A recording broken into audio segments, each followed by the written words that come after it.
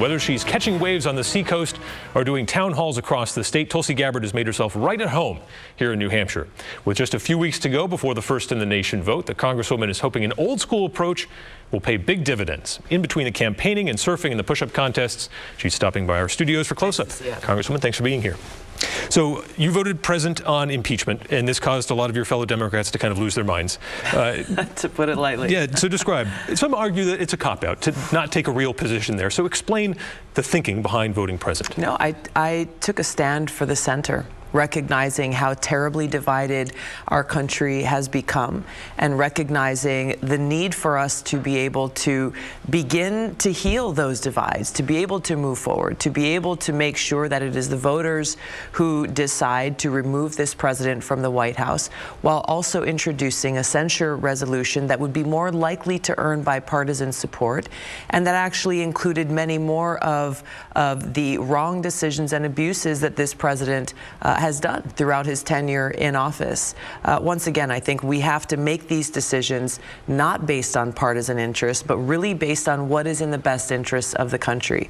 I'm confident that I can defeat Donald Trump in November of this year. I think voters need to be the ones to make that decision. It's going to be a really interesting dynamic here because, as you know, out on the trail, one of the last things voters want to talk about is impeachment. There are all sorts of other issues, and yet it's going to become a dominant part of the conversation right as we head into the vote. Is this part of what you would argue is the mistake Democrats were making strategically here? To me, it just shows the disconnect between what's happening in this bubble in Washington that is really paralyzed with hyper-partisanship and how different it is to what people are really thinking about and talking about and worried about every single day in their lives here in New Hampshire and across the country. And that's what's been very telling is throughout this entire process where impeachment has been the focus in Washington, I've gotten very few questions related to impeachment in the town halls we're holding every single day here across your state.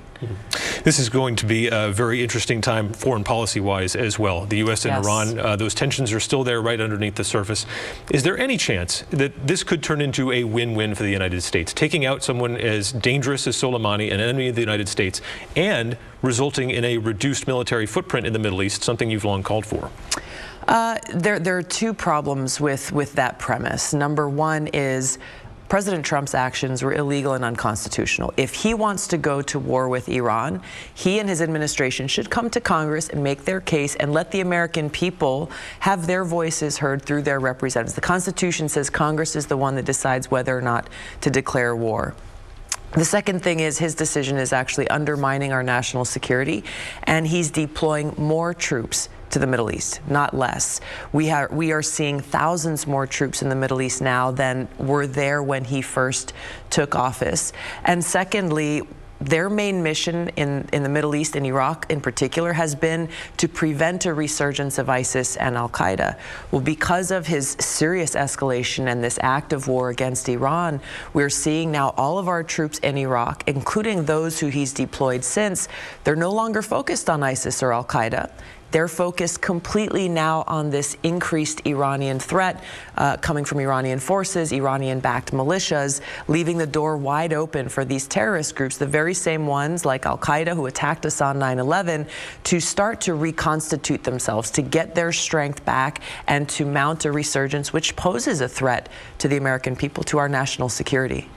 Protecting U.S. troops and American lives is a top priority for you. One of the ways that the Obama administration tried to do that was through drone warfare, vastly expanding its use. Under a President Gabbard, how does drone strike policy change, if at all? It changes in that it should be used very carefully and very precisely. It is a weapon of war, just like you have our Air Force and our aircraft. They are armed with bombs to take out precision targets, threats to the American people and our national security and safety. I think the problem with this increased use of drone strikes, we've seen an increased number of civilian casualties. I think that this is something that must be treated very carefully as a weapon of war and only used where those precision strikes are necessary for our national security. One more on the military track here. What happens to the Space Force if you're the president? Look, I think that this is not only an egregious waste of taxpayer dollars, but it's also even more seriously a dangerous escalation in opening up this new battlefield in the world where instead of really seeing warfare in this traditional sense and trying to de-escalate tensions with other nuclear-armed countries like Russia and China, with other countries who are potentially looking at space, he has taken action to actually escalate and rapidly speed the world closer to having to wage warfare in space, which I don't think many people really seriously understand the vast implications of what that means. I think he's taken us in the wrong direction. Something you would undo potentially? I would. You'd want to cut military spending as president. Anywhere else you see in the federal budget where you'd like to cut rather than grow spending? I think across the board, the outlook that we have towards federal spending needs to change. You know, I approach things from a very practical, kind of objective-oriented military mindset. What are we trying to accomplish? And is what we're doing working or not? And I've seen through, you know, whether it's the Department of Housing and Urban Development, through education, energy, agriculture, you look through these different departments, and I know that there are many programs that we should take another look at and say, is this working? If it's not, maybe we cancel it, or maybe we fix it and come up with something better. Just making sure that our taxpayer dollars are actually going towards helping meet the needs that the people have here in our communities across the country.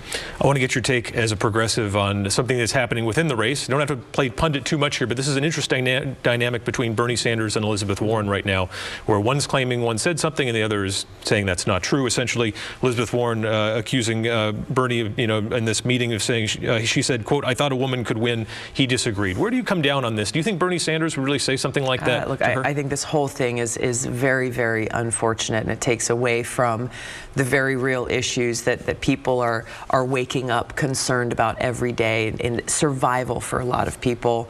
I can only speak from my personal experience. You know, I've known Bernie for a long time, spent a lot of time with him on the campaign trail in 2016, and I met with him one-on-one to let him know that I was planning on running for president before I announced my candidacy, and as always, you know, he was very respectful, and our friendship continues, and he encouraged me because he understood why I'm doing this, why I'm running for president right now.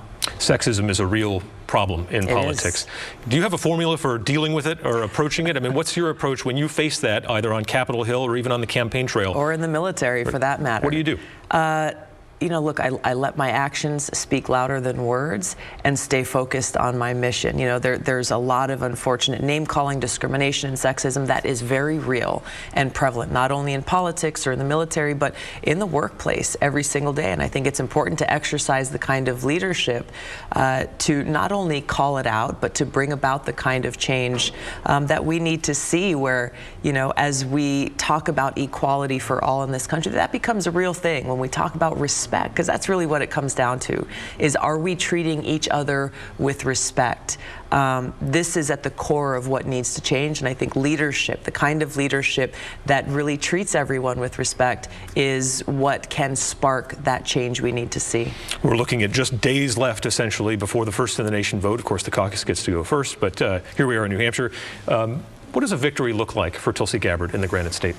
Look, I'm spending the next few weeks here in New Hampshire, leading all the way up to February 11th on Election Day, and continuing to go town by town, meeting with voters, holding town halls, getting out on Main Street and walking through, visiting small business owners, and understanding how seriously New Hampshire voters are taking this election. So I look forward to being able to continue to share my message and the kind of unifying leadership that I seek to bring to them, and know that they will make the best, their best vote for the best interest of the country. So a good headline coming out of here and head to South Carolina, essentially? That would be great. Okay.